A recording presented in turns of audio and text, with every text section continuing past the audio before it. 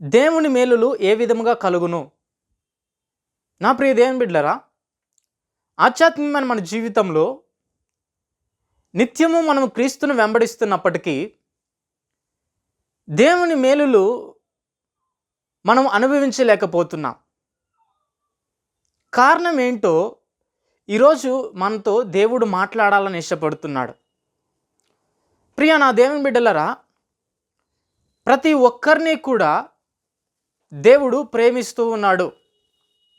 ఎంతగా అంటే ప్రాణము కంటే ఎక్కువగా క్రీస్తు మనల్ని ప్రేమిస్తూ ఉన్నాడు. ఆయన ప్రేమ శాశ్వతమైన ప్రేమ. ఈరోజు తను ప్రేమించి నీతో ఈ విషయాన్ని మాట్లాడుతూ ఉన్నాడు. చదువుదాం. ఎజికేలు గ్రంథం 36వ అధ్యాయము 11వ వచనం.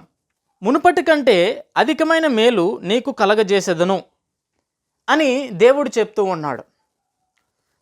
ఈరోజు నీ జీవితంలో మేలులు అనుభవించలేక నీ జీవితంలో కలవరముతోనూ ఆందోళనతోనూ దుఃఖముతోనూ బాధతోనూ నువ్వు నీ జీవితాన్ని కొనసాగిస్తున్నావు. నిన్ను ప్రేమించిన దేవుడు ఈ దినమున ఈ విషయాన్ని నీతో చెప్తూ ఉన్నాడు. మునుపటి కంటే అధికమైన మేలులు నేను నీకు కలగజేస్తాను. దేవుడి యొక్క మేలులు మనం అనుభవించాలంటే మనము ఏమి చేయాలి? ఏ రీతిగా దేవుని యొక్క మేలులు మనం పొందుకోగలుగుతాం? ఏ రకంగా దేవుని యొక్క మేలులు మనం అనుభవించగలమో ఈ వాక్యము ద్వారా మనము ధ్యానించుకుందాం. కొన్ని విషయాలు మీతో ఒక దీన సేవకుడుగా మీకు చెప్పాలని ఇష్టపడుతున్నాను. మొదటి విషయం ఏంటంటే దేవుణ్ణి నమ్మాలి అని దేవుడు చెప్తూ ఉన్నాడు. కీర్తన గ్రంథం 118వ అధ్యాయము 8-9 వచనాల్లో ఇలాగ సెలవిస్తూ ఉన్నాయి. ఒకసారి చదువుకున్నట్లయితే, మనుషుల్ని నమ్ముకున్నట కంటే యెహోవాని ఆశ్రయించుట మేలు, రాజుల్ని నమ్ముకున్నట కంటే యెహోవాని ఆశ్రయించుట మేలు. దేవుణ్ణి నమ్మడము నేర్చుకో. ఎందుకంటే నేను దేవుణ్ణి నమ్ముతున్నాను కదా అంటే ఒక విషయం మీకు తెలియచేయాలి. ఆ మాట ఏంటంటే, నువ్వు మనుషుల్ని నమ్ముతున్నావా, దేవుణ్ణి నమ్ముతున్నావా, రాజుల్ని నమ్ముతున్నావా అని దేవుడు చూస్తూ ఉన్నాడు. ఈరోజు మేలులు పొందుకోవాలని చాలామంది ఆశపడతారు, కానీ వ్యర్థమైన వాటి యందు నమ్మకం ఉంచుతారు. వ్యర్థమైన వాటి యందును వారు అనుసరిస్తారు. వ్యర్థమైన వాటిని వాళ్ళు ప్రేమిస్తారు. గనుక దేవుని యొక్క మేలులు వారి జీవితంలో పొందలేకపోతూ ఉన్నారు. దేవుడు ఈరోజు నీతో మాట్లాడుతున్న మాట ఏంటంటే, మనుషుల్ని నమ్ముకున్నట కంటే యెహోవాను ఆశ్రయించు, రాజుల్ని నమ్ముకున్నట కంటే దేవుణ్ణి ఆశ్రయించు. అప్పుడు దేవుడు నీ పట్ల మేలుని జరిగిస్తాడు. దేవుణ్ణి నీ హృదయంలోకి ఆహ్వానిస్తే, దేవుణ్ణి నువ్వు ఆరాధించినట్లయితే దేవుడు నీకు తప్పకుండా మేలు చేస్తాడు. రెండో విషయం ఏంటంటే, దేవునిందు భయభక్తులు కలిగి ఉండాలి అంట. మానవ జీవితం చాలా శ్రేష్టమైనది, అమూల్యమైన జీవితం. అట్టి జీవితంలో ప్రతి ఒక్కరిలో కూడా దేవుడు చూడాలని ఆశపడుతున్నది ఏంటంటే భయము, భక్తి. భయము, భక్తి ఏ ఒక్కరైతే దేవునిలో కలిగి ఉంటారో వారు దేవుని యొక్క మేలులు అనుభవిస్తారు. బైబిల్లో ఈ మాట కూడా రాయబడింది. ఒకసారి చదువుకుందాం. కీర్తన గ్రంథం 31వ అధ్యాయము 19వ వచనం. నీ యందు భయభక్తులు కలిగిన వారి నిమిత్తము నువ్వు దాచి ఉంచిన మేలు ఎంతో గొప్పది. నరుల ఎదుట నిన్ను ఆశ్రయించు వారి నిమిత్తము నువ్వు సిద్ధపరిచిన మేలు ఎంతో గొప్పది. నా ప్రియ దేవుని బిడ్డలారా, దేవుని మేలులు మనం అనుభవించాలి అంటే రెండో విషయంగా దేవుని యందు మనం భయభక్తులు కలిగి ఉండాలి. ఈరోజు దేవుని యొక్క బిడ్డలు ఒక్కసారి పరిశీలించుకోవాల్సిందిగా మనవి చేస్తూ ఉంటున్నాను. భయముతో కూడిన భక్తి నువ్వు దేవునిలో ఉన్నావా? దేవుణ్ణి అనుసరిస్తున్నావా? జ్ఞాపకం చేసుకో. ఎవరైతే దేవునికి భయపడతారో వారు మేలును అనుభవించుతారంట. పైపెచ్చి ఇంకో మాట ఉంది ఏంటంటే, వారి కొరకు దేవుడు మేలుని దాచి ఉంచాడంట. చాలామంది కూడా ఈరోజు ఇలాంటి జీవితాన్ని దేవునిలో అలవాటు చేసుకోలేకపోతున్నారు. క్రైస్తవుడా అంటే క్రైస్తవుడే, దేవుని బిడ్డ అంటే దేవుని బిడ్డే, బైబిల్ చదువుతున్నారా అంటే చదువుతున్నారు, ప్రార్థన చేస్తున్నారంటే చేస్తున్నారు, కానీ దేవునికి భయపడటం లేదు. పాపాన్ని చూసినప్పుడు పాపానికి బానిస అవుతున్నావు, లోకాన్ని చూసినప్పుడు లోకంలో పడి తిరుగుతున్నావు, తల్లిదండ్రులని ఎదిరిస్తున్నావు, తోడబుట్టిన వాళ్ళని కాదంటున్నావు, అందరినీ కూడా నీ వాక్కు చాతుర్యము చేత భయపెడుతున్నావు, కానీ నువ్వు దేవునికి భయపడటం లేదు.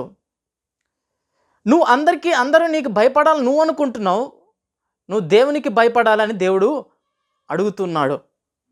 పైపచ్చి ఈరోజు చాలామంది మాట అంటున్నారు ఏంటంటే, ఏదైనా కూడా ఏమైనా కూడా సరే నేను తగ్గేదే లేదంటున్నారు. ఈ మాట గర్వానికి సూచన.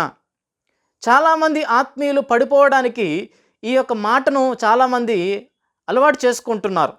నా ప్రియ దేవుని బిడ్డలారా, తగ్గేదేలే అని నువ్వు అంటుంటే నీ పతనం స్టార్ట్ అయిందని నువ్వు జ్ఞాపకము చేసుకోవాలి. వినయముతో కూడిన విధేయతతో కూడిన భక్తిని నువ్వు కొనసాగించాలి. భయము భక్తితో కూడిన జీవితాన్ని నువ్వు అలవాటు చేసుకోవాలి. దేవుడు ప్రతి ఒక్క వ్యక్తిని కూడా బాగా పరిశీలన చేస్తాడు. ఆ వ్యక్తి కలిగిన జీవితాన్ని, ఆ వ్యక్తి కలిగిన నడకను ఆయన పరిశీలన చేస్తూ ఉంటాడు. ఆయన యందు భయభక్తులు కలిగి ఉండాలని దేవుడు నీ నుండి కోరుకుంటున్నాడు. మూడోదిగా ఒక విషయం మీకు తెలియచేయాలని ఇష్టపడుతున్నాను. అదేంటంటే ఆయనతో సహవాసం చేయాలి. యోబు గ్రంథం 22వ అధ్యాయము 21వ వచనంలో ఈ మాట దేవుడు రాయించాడు. చదువుదాం ఆ మాటను. ఆయనతో సహవాసం చేసిన యెడల నీకు సమాధానం కలుగును, అలాగున నీకు మేలు కలుగును. క్రీస్తుకి దూరంగా జీవించడం వలన మనము ఆత్మీయ స్థితిని కోల్పోతాం, ఆధ్యాత్మికమైన జీవితాన్ని పారదోసుకుంటాం. కనుక దేవునిలో మనము సావాసం కలిగి ఉండాలి, అంటు కట్టబడి ఉండాలి. వాట్సాప్తో సావాసం చేస్తున్నావు, ఫేస్బుక్తో సావాసం చేస్తున్నావు, యూట్యూబ్తో సావాసం చేస్తున్నావు, ఇన్స్టాగ్రామ్తో సావాసం చేస్తున్నావు, స్నేహితులతో సావాసం చేస్తున్నావు, బంధుమిత్రులతో సావాసం చేస్తున్నావు, అయిన వారు కానివారు అందరితో కూడా సావాసం చేస్తున్నావు, ఒక్క దేవుడితో తప్ప. గనుకనే నీ జీవితము ఎండిపోతూ ఉంది, అభివృద్ధి పొందడం లేదు, నువ్వు దీవించబడటం లేదు, నువ్వు దేవునిలో ఫలించడం లేదు, నువ్వు ఏది అనుకుంటే అది జరగటం లేదు, నువ్వు ఏ పని చేసినా విజయాన్ని అనుభవించడం లేదు, నువ్వు ఎక్కడికి వెళ్ళినా కూడా అపజయము నీ వెంట నడుస్తుంది. కారణము దేవుడితో నువ్వు లేవు కనుక. దేవుడితో లేని వ్యక్తి యొక్క జీవితము అంధకారమే. సేవకుడిగా మిమ్మల్ని బ్రతిమలాడుతున్నాను, దేవుడితో నడవండి, దేవునికి ఇష్టకరంగా జీవించండి, దేవునిలో మీరు నిలిచి ఉండండి. ఎప్పుడైతే నువ్వు దేవునిలో నిలిచి ఉంటావో, దేవునితో సావాసం చేస్తావో, దేవునితో కూడా నడుస్తావో, ఆయన నీ జీవితంలో మేలులు చేస్తాడండి. వేటి కొరకైతే నువ్వు ప్రాకులాడుతున్నావో వాటిని నీ జీవితంలో చేయాలని దేవుడు ఉద్దేశం కలిగి ఉన్నాడు. కానీ నీ ఆలోచన చొప్పున నీకు ఇష్టకరంగా నువ్వు దేవునితో లేకుండా వాటి కోసం ఎంత ప్రయత్నం చేసినా అవి నీ చెంతకు ఎప్పుడూ కూడా పొందుకోలేవు, అవి నువ్వు ఎప్పుడూ కూడా సాధించలేవు. నా ప్రియ దేవుని బిడ్డలారా, దేవుని మేలులు నువ్వు పొందాలంటే ఆయనతో సహవాసము చేయి, ప్రార్థన చేయి. ఎక్కువ పెందల కడల్ని లేచి ప్రార్థన చేయటం అలవర్చుకో. ప్రార్థనలో శక్తి ఉందండి.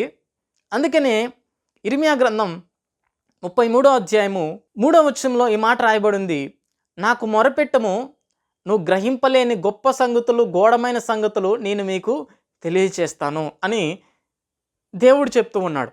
నిజమే కదా, దేవునికి మొరపెడితే జరగబోయే సంగతులు, గూఢమైన సంగతుల్ని కూడా నీకు దేవుడు బయలుపరుస్తాడు. ఒకసారి నువ్వు ఆలోచించు, దేవుడితో సహవాసం చేసి మేలులు అనుభవించాలని దేవుడు నీ నుండి కోరుకుంటున్నాడు. మరి ఎవరితో సహవాసం చేస్తున్నావు ఈరోజు? లోకముతో నువ్వు ఎంతకాలం సహవాసం చేసినా నువ్వు దేవుని యొక్క సహాయం పొందుకోలేవు. పైపెచ్చి నీకు సమాధానం ఉండదు, నీ జీవితంలో సమాధానం ఉండదు, నీ కుటుంబంలో సమాధానం ఉండదు, నీ యొక్క చేతి పనిలో సమాధానం లేదు, నువ్వు ఎక్కడికి వెళ్ళినా కూడా సమాధానం నీ వెంట రాదు. అది కేవలం ఈ సృష్టిని సృష్టించగలిగిన దేవుడి దగ్గరకు మాత్రమే మనిషికి సమాధానము దొరుకుతుంది. గనుక దేవుడితో సావాసము మనము చేయాలి. మరొక విషయం మీకు తెలియజేస్తుంటున్నాను. మనము దేవుడికి యథార్థముగా ప్రవర్తించాలి. ఈ మాట కూడా బైబిల్లో చాలా స్పష్టంగా రాయబడింది. కీర్తనలు 84వ అధ్యాయము 11వ వచనం. నీ దేవుడైన యెహోవా సూర్యుడును కేడుమునై ఉన్నాడు. యెహోవా కృప ఘనత అనుగ్రహించును. యథార్థముగా ప్రవర్తించు వారికి ఆయన ఏ మేలు చెయ్యక మానడు. ఏ మేలు కూడా చెయ్యక మానడు అంట. నీలో నిజానికి యథార్థతతో దేవుని వెంబడిస్తున్నావా? యథార్థంగా నువ్వు జీవిస్తున్నావా? ఎందుకు ఈ మాట చెప్తున్నానంటే, జూ పార్క్ వెళ్తే కొన్ని జంతువులు ఉంటాయి. ఆ జంతువులన్నిటిలో కూడా ఊసరవెల్లిని మనం పరిశీలన చేసినట్లయితే, ఈ ఊసరవెల్లి రంగులు మార్చి తన స్వభావాన్ని మార్చుకొని అనేకుల్ని కూడా ఆశ్చర్యపరుస్తూ ఉంటుంది. మట్టిలో ఉన్నప్పుడు మట్టి స్వభావంలోకి మారుతుంది. చెట్టు మీద ఉన్నప్పుడు చెట్టు స్వభావంలోకి మారుతుంది. గట్టు మీద ఉన్నప్పుడు గట్టు స్వభావం మీద మారుతుంది. తన పై రంగును మార్చుకుంటూ తాను జీవిస్తూ ఉంటుంది. గనుకనే దానికి ఊసరవిల్లి అని పేరు పెట్టారు. కానీ ఈరోజు చాలామంది కూడా అటువంటి స్వభావాన్ని కలిగి ఉన్నారు. సేవకుల దగ్గర ఒక రకంగా ప్రవర్తిస్తారు, కుటుంబంలో ఒక రకంగా ప్రవర్తిస్తారు, బయట సమాజంలో ఒక రకంగా ప్రవర్తిస్తారు, స్నేహితుల దగ్గరేమో మరొక రీతిగా ప్రవర్తిస్తారు. యథార్థముగా ప్రవర్తించు. యథార్థంగా నువ్వు ప్రవర్తించడం వలన నువ్వే దేవుడి దగ్గర నుంచి మేలు అనుభవించగలుగుతావు. ఒకసారి ఆలోచించండి. సినిమా యాక్టర్స్ని మనం చూసినప్పుడు వాళ్ళు ఒక్కొక్క సినిమా చేస్తున్నప్పుడు ఒక్కొక్క సినిమాకి ఒక్కొక్క అలవాటుని వాళ్ళు అవలంబిస్తారు. వాళ్ళు మంచిగా నటించడం వలన ఆస్కార్ అవార్డులు, నంది అవార్డులు, ఇలాంటి అవార్డులు అనేటివి వాళ్ళు పొందుకుంటూ ఉన్నారు. ఎందుకంటే నటించడంలో ఆరితేరారు కాబట్టి వాళ్ళని ఈ లోకము సత్కరిస్తూ ఉంటుంది. మరి దేవుని బిడ్డలైన నువ్వు కూడా, దేవుని వెంబడిస్తున్న నువ్వు కూడా నటించడం అలవాటు చేసుకొని దేవుణ్ణి నమ్మించాలని ప్రయత్నం చేస్తున్నావు. మనుషులు నీ నటన చూసి మురిసిపోవచ్చేమో, మారిపోవచ్చేమో, కానీ నీ నటన జీవితాన్ని దేవుడు ఒప్పుకోడు. ఎందుకంటే దేవుడికి నటించే వాళ్ళంటే అసహ్యము. నీ పూర్ణ హృదయముతో, నీ పూర్ణ ఆత్మతో, నీ పూర్ణ శక్తితో నీ దేవుడైన యెహోవాని, నీ ప్రభు అయిన దేవుడిని నువ్వు గౌరవించు, ప్రేమించు, ఆయనకి ఇష్టకరంగా నడుచుకో. మనుషులు పై రూపాన్ని లక్ష్య పెడతారు, దేవుడు మాత్రమే హృదయాన్ని లక్ష్య పెడతారు. గనుక నువ్వు యథార్థంగా జీవించు, దేవుని యొక్క మేలులు అనుభవించగలుగుతావు. ఐదో విషయంగా, దేవుని మేలులు పొందలేకపోవడానికి ముఖ్యమైన కారణము మరొకటి ఉందండి. అదేంటంటే పాపము. దేవుడు ప్రతి వ్యక్తికి కూడా సహాయం చేస్తాడు, అందులో ఏమాత్రము కూడా సందేహం లేదు. కానీ సహాయం పొందలేకపోవడానికి కారణం ఏంటంటే పాపము. పాపం వలన వచ్చే జీతము మరణము. ఈరోజు చాలామంది పాపానికి బానిసలు అవుతున్నారు. కనుక దేవుని యొక్క ఆశీర్వాదము, దేవుని యొక్క మేలులు, దేవుని యొక్క సహాయము, దేవుని యొక్క సహకారము, దేవుని యొక్క నడిపింపు, దేవుని కార్యాలు పొందలేకపోతున్నారు, అనుభవించలేకపోతున్నారు. ఇర్మీయా గ్రంథం 5వ అధ్యాయము 25వ వచనం. మీ దోషములు వాటి క్రమమును తప్పించును, మీకు మేలు కలుగకుండటకు మీ పాపములే కారణము. మీకు మేలు కలుగకుండటకు మీ పాపములే కారణము. దేవుడు పరిశుద్ధుడు. ఆయన బిడ్డలు కూడా పరిశుద్ధంగా జీవించాలని ఒక దేవుని ఆశ, ఆకాంక్ష కూడా. పాపము నువ్వు అనుభవిస్తున్నావు, పాపాన్ని నువ్వు కోరుకుంటున్నావు, పాపాన్ని నువ్వు చూస్తున్నావు, పాపాన్ని నీ జీవితంలోకి ఆహ్వానిస్తున్నావు. నిజమే కదా? ఫోనుల్లో గంటలు గంటలు ఇన్‌స్టాగ్రామ్స్ రీల్స్ చూస్తూ, యూట్యూబ్‌లో ఉన్నట్టు చెత్త వాటిని అన్నిటిని చూస్తూ, నువ్వు దేన్ని కోరుకుంటున్నావంటే నీ హృదయంలో పాపాన్ని ఆహ్వానిస్తున్నావు. ఒక వ్యక్తిని బలహీన చేస్తుంది. ఒక వ్యక్తిని వెర్రివాడిగా తయారు చేస్తుంది. ఒక వ్యక్తిని పనికిరాని వ్యక్తిగా తయారు చేస్తుంది. జ్ఞానము లేని వ్యక్తిగా తయారు చేస్తుంది. ఎందుకు జీవితంలో ఎదగలేనటువంటి స్థితిగా నిన్ను మార్చివేస్తుంది. పాపముతో చాలా ప్రమాదం అండి. పాపము ఒక మనిషిని వడ్డీతో సహా తీసుకునేంత వరకు పీల్చి పిప్పు చేస్తుంది పాపము. మొదలుపెట్టినప్పుడు పాపము చాలా అందంగా కనబడచ్చు, చాలా ఈజీగా ఉండొచ్చు, ఎవరికి తెలియదులే అనుకోవచ్చు.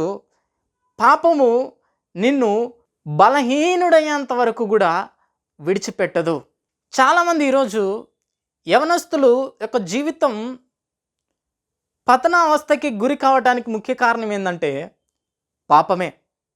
అందుకనే యెషయా గ్రంథం 59వ అధ్యాయము 1, 2, 3 వచనాల్లో దేవుడు ఇలాగ సెలవిస్తున్నాడు. ఒకసారి చదువుకుందామా? రక్షింపనేరకుండినట్లు యెహోవా హస్తము కురచకాలేదు, విననేరకుండినట్లు ఆయన చెవులు మందము కాలేదు. మీ దోషములు మీకును మీ దేవునికిని అడ్డముగా వచ్చును, మీ పాపములు ఆయన ముఖమును మీకు మరుగుపరచును గనుక ఆయన ఆలకింపకున్నాడు. మీ చేతులు రక్తము చేత, మీ వేళ్ళు దోషము చేత అపవిత్రపరచబడి ఉన్నవి, మీ పెదవులు అబద్ధములాడుచున్నవి, మీ నాలుక కీడును బట్టి మాటలాడుచున్నది. ఎంత భయంకరమైన పాపం వలన ఈరోజు మనిషి దేవుడికి దూరం అయిపోతున్నాడండి. ఆలోచించండి. దేవుని ముఖాన్ని మరుగుపరుస్తుందంట ఈరోజు నువ్వు చేసే పాపము. నీ జీవితంలో దేవుని మేలులు అనుభవించలేని స్థితికి దిగజారుస్తుంది నీ పాపము. నీ పెదవులతో అబద్ధాన్ని పలుకుతూ అది నీకు మంచిది కాదు. పాపము ఒక వ్యక్తిని అంత ఈజీగా విడిచిపెట్టదండి. గనుక పాపానికి దూరంగా ఉండండి. ఒకవేళ నేను పాపం చేశాను, ఈరోజు నేను పశ్చాత్తాపడుతున్నానంటే, పాపం చేయకుండా ఎవరూ లేరు, కానీ పశ్చాత్తాపడితే దేవుడు నీకు మరలా ఒక అవకాశం ఇవ్వచ్చు. దయచేసి నా ప్రియ దేవుని బిడ్డలారా, ఈరోజు దేవుని మేలులు అనుభవించాలంటే ప్రాముఖ్యమైన విషయాల్లో కొన్ని విషయాలు మనం ఈరోజు ధ్యానించాం. మొదటి విషయము, మనుషుల్ని నమ్ముకొనకుండా, రాజుల్ని నమ్ముకొనకుండా యెహోవాని ఆశ్రయించు. రెండోది, దేవుని యందు భయభక్తులు కలిగి జీవించు, ఆయన దాచి ఉంచిన మేలుని అనుభవించు. మూడోదిగా, దేవునితో సావాసం చేయి, అప్పుడు నీకు మేలు కలుగుతుంది, అలాగే నీకు సమాధానము కలిగి ఉంటావు. నాలుగోదిగా, యథార్థముగా ప్రవర్తించు, దేవునికి ఇష్టకరంగా నడుచుకో, నీ ప్రవర్తన అంతటి యందును ఆయన అధికారాన్ని ఒప్పుకో, దేవునికి సాక్షిగా జీవించు. ఐదోదిగా, పాపాన్ని విడిచిపెట్టు. పాపము నీలో ఉన్నంత వరకు దేవుని కార్యాలు నీ జీవితంలో ఎప్పుడూ కూడా పొందలేవు, అనుభవించలేవు. సహాయము దేవుడు కూడా చేయనుగాక చేయుడు. ఎందుకంటే మీ పాపములు ఆయనకి నీకు అడ్డుగోడగా ఉన్నాయి. ఆ అడ్డుగోడను నువ్వు పశ్చాత్తాపంతో విడిపించగలిగితేనే దేవుని యొక్క సహాయము దేవుడు చేయగలుగుతాడు. నీ మొర దేవుడు ఆలకించగలుగుతాడు. నీ జీవితంలో దేవుడు మేలులు చేస్తాడు. ఆఖరిగా ఒక విషయం చదువుకుందాం. ఎజికేల్ గ్రంథం 36వ అధ్యాయం 11వ వచనం చదువుకుందాం. మీ మీద మనుషులు పశువులను విస్తరింపచేసేదను, అవి విస్తరించి అభివృద్ధి నొందును. పూర్వం ఉన్నట్టు మిమ్మును నివాస స్థలముగా చేసి మునుపటి కంటే అధికమైన మేలును మీకు కలగజేసేదను. అప్పుడు నేను యెహోవానై ఉన్నానని మీరు తెలుసుకొందురు. నిజంగా మన దేవుడు ఎంత గొప్పవాడంటే అండి, ఈ ప్రపంచంలో ఎవరూ కూడా చేయలేనటువంటి కార్యాలు మన దేవుడు చేస్తాడండి.